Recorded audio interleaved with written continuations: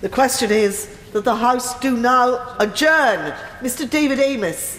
Madam Deputy Speaker, I'm delighted to have the opportunity to raise in the House this very important subject of the provision of services in the town that I and my honourable friend, the member for Rochford and the Southend East, represent. And I'm delighted to see my honourable friend, the Minister, in his place, because of course he and I were colleagues on the backbench Business Committee, and I know his expertise in this area only too well.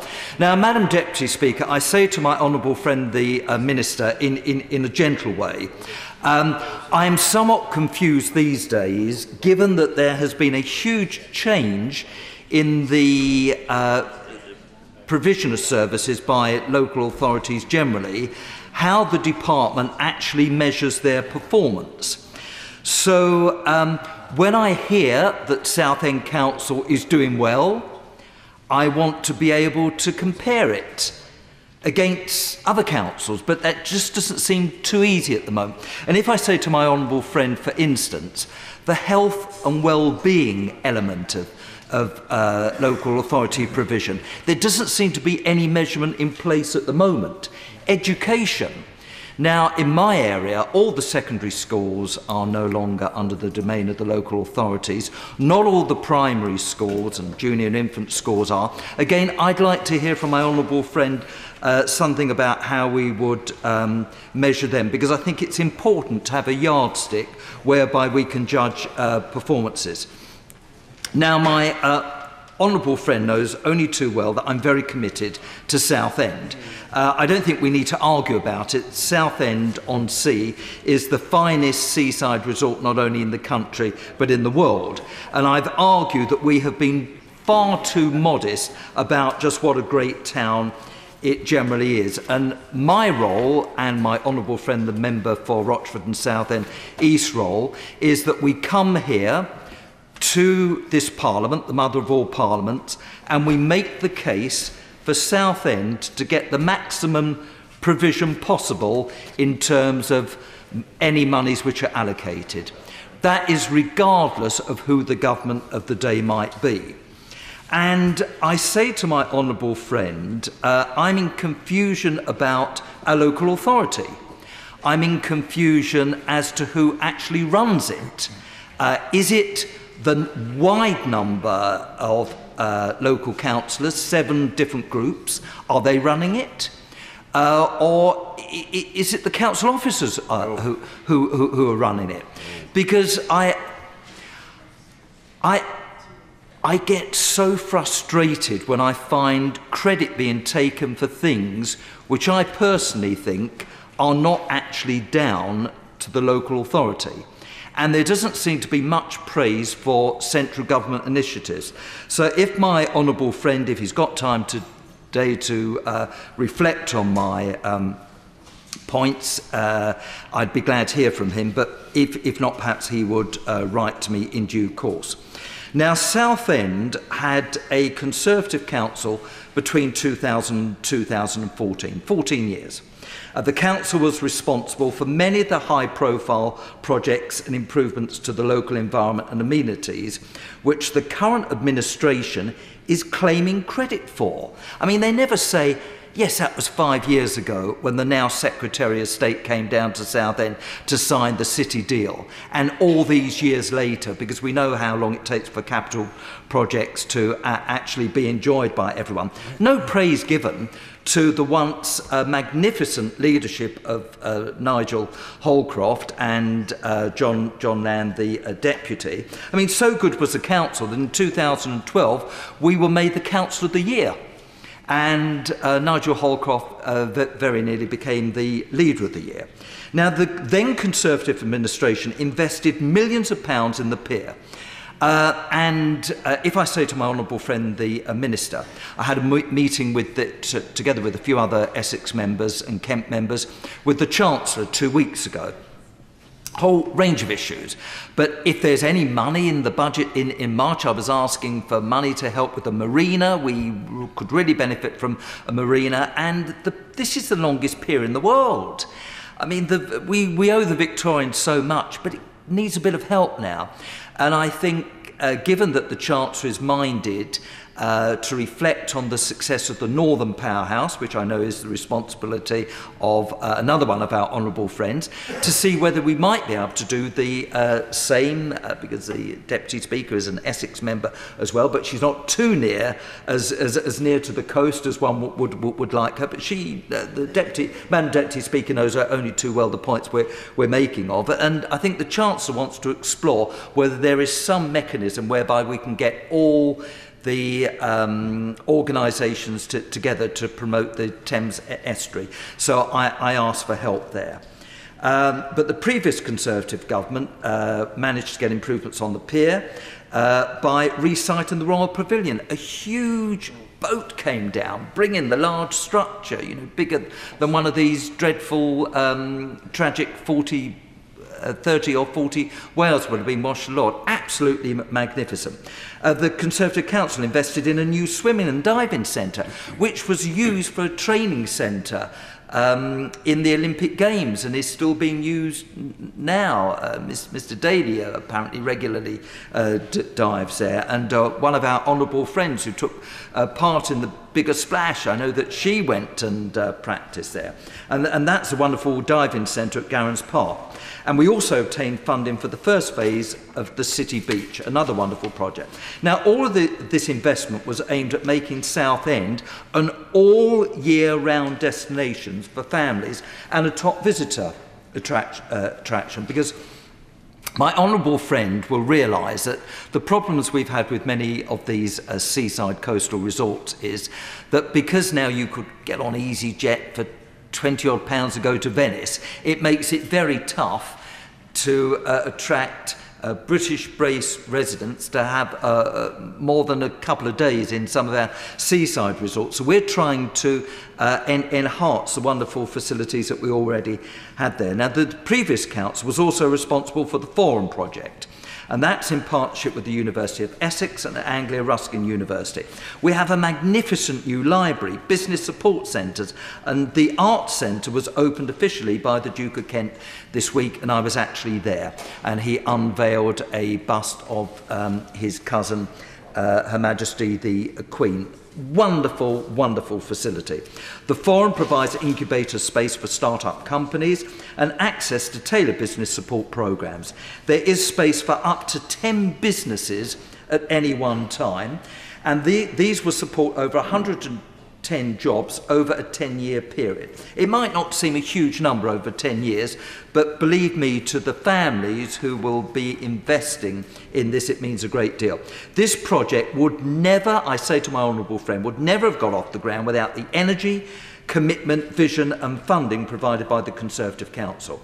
Now, the development of Priory Park, the new Southend Museum and the outstanding Beecroft Gallery, and I will be there tomorrow. We're having the opening of a new jazz centre, absolutely wonderful, were all visualised and carried through by the committed and enthusiastic Conservative councillors. One of the aims of the Conservative Council was to encourage and nurture the wide range of artistic, creative and literary talent in Southend, and provide venues and support for the many groups of young musicians and artists who make Southend a vibrant community. Now, my honourable friend will know that Southend next year is the alternative city of culture, and this is going to be global when we celebrate Southend being the alternative city of culture. The Conservative Council was also responsible for pushing through upgrades to the A127 with the new roundabout and junction improvements. Providing access to both Canvey Island and Southend Airport is now much easier and quicker to get to, assisting local businesses and transport companies to do business in a timely manner. Both of the arterial routes through Southend, the A127 and A13, have been improved under the Conservative administration. None of the current administration were involved in the bidding process, and yet they claim all the credit. I find it so frustrating. And if I say to my honourable friend, Southend's had a couple of blows at the start of this year. First of all, we learned that Her Majesty's Customs and Excise, Alexander House, in 5 years, will be moving to Stratford. Now, our honourable friend, the Treasury Minister, first-class Minister, he's doing the best he can to get a good deal out of it all, but that's very challenging. And then the bigger blow is the disgrace of C2C, where I'd been at the forefront of arguing for the franchise to be renewed for another 15 years, having been told that commuters would be more easily able to get seats and would have faster travelling times, and the complete reverse has happened. A big blow for Southend commuters. Conservatives also negotiated the Southend on City deal, which was, of course, signed by the Secretary of State. In the executive summary for the deal, Southend Council was praised for demonstrating its ability to deliver effective regeneration programmes of a formational nature, delivered on time and on budget. The City deal, amongst other things, attained direct business support for over 1,300 businesses, creating or safeguarding over 550 jobs in the area. Now, in 2014, Madam Deputy Speaker, the Conservatives lost overall control of the council. And, not my words, but a rainbow coalition of minor parties came together to keep the Conservatives from forming a minority administration. Now, my honourable friend would realise that this is quite extraordinary, because the Conservatives were by far and away the largest group, double the size of any other group, by far and away the largest percentage they also got.